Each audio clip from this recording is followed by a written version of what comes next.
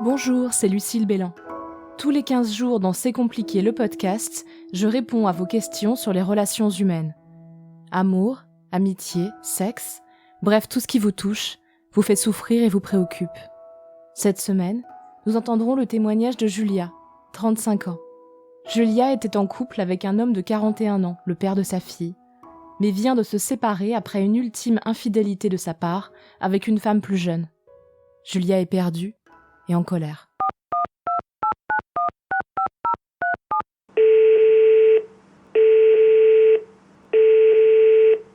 Bonjour Lucille, je m'appelle Julia, j'ai 35 ans et je te laisse ce message car depuis 2 semaines, mon ex-compagnon qui a 41 ans, qui est le père de ma fille, m'a annoncé ce dont je me doutais depuis très longtemps, en fait, qu'il était en relation, en couple avec une jeune fille de 26 ans.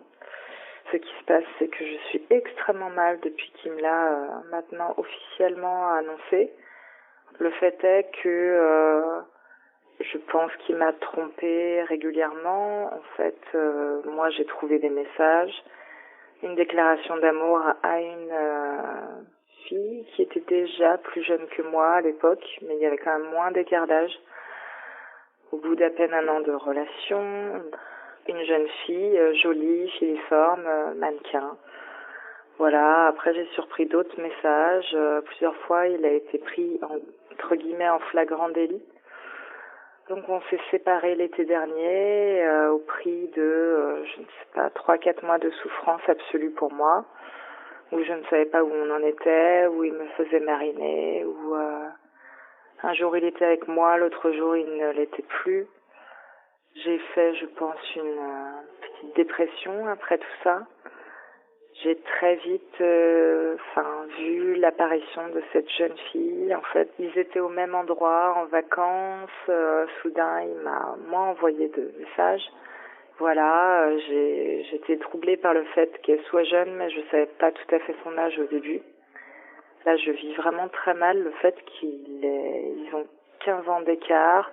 Tout se mélange dans ma tête. Enfin, je pense que ça réouvre déjà des blessures passées, du fait de me sentir pas à la hauteur en tant que femme, de me sentir périssable, avec une date de péremption, en fait, en concurrence avec des jeunes filles, jeunes, filiformes. Et là, il est en couple avec une Instagrammeuse, mannequin, filiforme, de 15 ans de moins que lui. Je suis vraiment hyper mal de ça, j'en fais des insomnies, je me torture en me comparant à elle, je ne sais pas. Ça m'a refait sombrer un peu dans une petite dépression. J'ai l'impression que d'un coup, j'ai reperdu totalement confiance en moi. Et j'ai vraiment une sorte de haine contre lui, une sorte de haine contre elle aussi. Je deviens obsessionnelle et le problème, c'est que c'est le père de ma fille et qu'elle a rien demandé. Voilà, je m'arrête là. Merci d'avance, Lucille. Chère Julia, je suis moi-même une femme de 35 ans et je connais bien ce sentiment d'être déjà un peu périmée. Vous ne l'entendez pas, mais je fais des guillemets avec les doigts. Les mauvais jours, je pense à combien je serais avantageusement remplacée par une femme qui aurait fait le choix de ne pas avoir d'enfant. Moi j'en ai 3, et le corps qui va avec. Ou alors une femme plus jeune. Ou alors une femme qui serait moins accro au travail, ou qui prendrait plus soin de sa santé mentale et physique. Bref, je serais remplaçable par n'importe qui ferait un peu de yoga et aurait un peu de conversation. Comme vous, cette pensée me révolte, me déprime. Qui a décidé que notre chemin de vie était forcément une perte de valeur ? Je ne crois pas que nous soyons des voitures d'occasion. En fait, si j'y réfléchis sérieusement, et hors de mon cycle de déprime, je sais combien moi, en tant que femme, et même en tant que femme qui aime aussi les femmes, j'aime l'expérience, j'aime le vécu, j'aime l'individualité. Les femmes qui me plaisent, qui me font rire, que j'admire, ont plus de 30 ans. Pourquoi je ne retournerais pas ces sentiments positifs envers moi ? Parce que je mérite d'être aimée et désirée aussi avec mes 35 ans, mon corps de maman, mon bagage émotionnel chaotique et mon mode de vie pas toujours très sain. Vous devez vous tourner sur vous, Julia, et mesurer pleinement votre valeur. Mais vous devez aussi vous tourner vers les autres femmes autour de vous, qui, je l'assure, ne sont pas une menace. Je vous invite à lire l'essai Sorcières, la puissance invaincue des femmes de Mona Chollet, pour réaliser combien le mythe de la femme menaçante et l'échelle de la valeur des femmes en fonction de leur désirabilité pour l'homme sont des constructions patriarcales pour nous assouvir. Et je veux citer aussi la journaliste et essayiste Laure Adler, femme d'expérience, qui dans une récente interview pour le magazine Cosette répondait à la question « Que faites-vous aujourd'hui que vous ne faisiez pas à 30 ou 40 ans et qui vous rend heureuse ?» Sa réponse est à méditer. À 30 ou 40 ans, je ne faisais pas de jogging.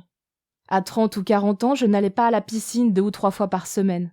À 30 ou 40 ans, je ne sortais pas dans la rue sans m'être maquillée, ni m'être regardée dans la glace. À 30 ou 40 ans, je passais ma vie à me demander si j'existais vraiment ou si je n'étais qu'une merde. Là, j'existe moi et ça me va très bien. Je me posais beaucoup plus de questions. Aujourd'hui, je passe du temps avec mes amis, car je sais que c'est précieux. Fin de la citation. Trouvez-vous et trouvez des alliés, Julia. Ce ne sont pas les femmes le problème, et ce n'est même pas vous le problème. Le problème, c'est votre ancien compagnon, qui, en ne prenant pas ses responsabilités et en reproduisant ses schémas toxiques, vous a fait croire que vous n'aviez plus de valeur, alors que chaque jour qui passe vous en apporte un peu plus. Pour parler de ce passage de la pré-quarantaine, parfois difficile dans la vie des femmes, j'ai rencontré la naturopathe, thérapeute et autrice Johanna Dermy. Je lui ai d'abord demandé comment lutter contre le sentiment d'être périssable. De manière générale, toute chose a un début, un milieu et une fin. Donc nous sommes d'emblée périssables. Toute chose est périssable. Elle a un milieu de vie, de maturité, et puis il y a une fin aussi de la relation de vie pour une femme. C'est comme pour tous les êtres humains en fait. Même les arbres dans la nature ont une fin. Il faut accepter cette évolution. À partir du moment où on est vivant, on est dans l'évolution de la vie. Donc en fait, accepter et aussi peut-être en profiter et vivre l'instant présent, sachant que comme on est périssable, comme vous venez de dire, pensez aussi qu'on peut être aimable dans cette périssabilité, j'invente un mot, mais qui peut être intéressant parce qu'on est connecté à l'intemporalité des choses en même temps, tout en sachant que c'est temporel aussi. Puis je lui ai demandé qu'est-ce qu'elle voyait chez les femmes de 35-45 ans et plus, qui n'existaient pas chez les femmes plus jeunes. Alors, il y a plusieurs cycles dans la vie. Il y a les 20-30 de manière générale, et puis les 30-40 et les 40-50 et les 50-60, et après plus si affinité. Donc, dans les 35-45, on est plus avec des femmes qui sont en questionnement profond.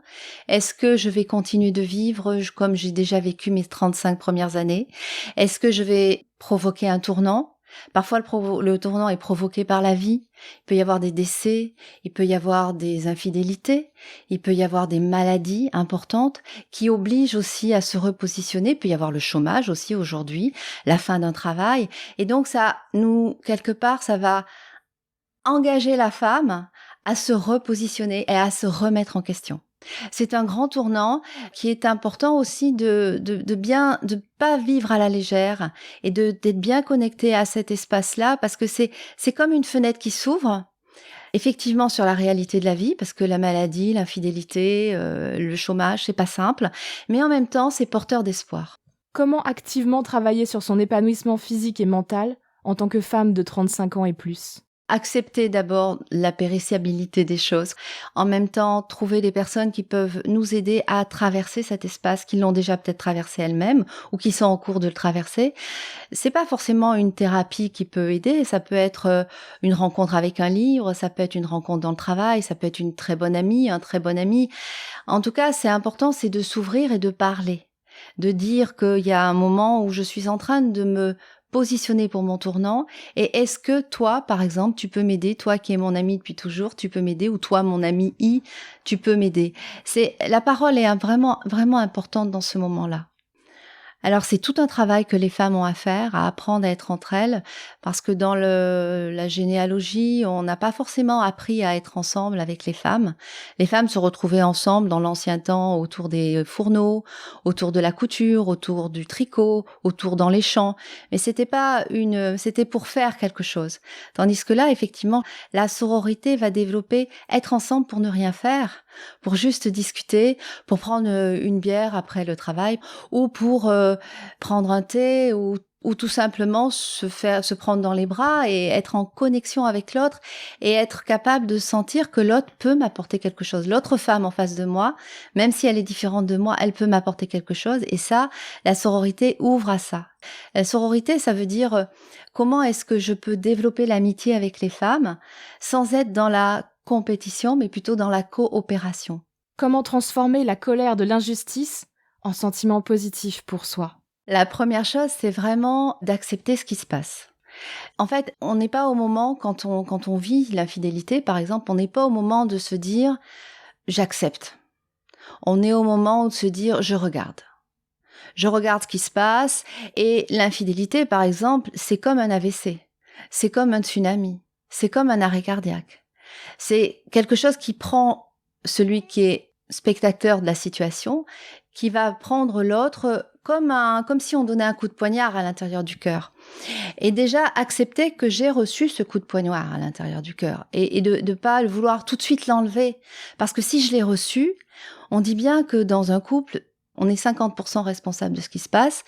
Et donc, à partir de là, une fois que j'ai regardé, que j'observe, je peux aller travailler sur qu'est-ce que ça me fait cette blessure et pourquoi elle est là. C'est comme un tsunami. Donc un tsunami, il arrive, on ne sait pas quoi faire, on apprend à nager dedans, et après on se retrouve, le tsunami est parti, on se retrouve tout seul sur la plage, toute seule sur la plage.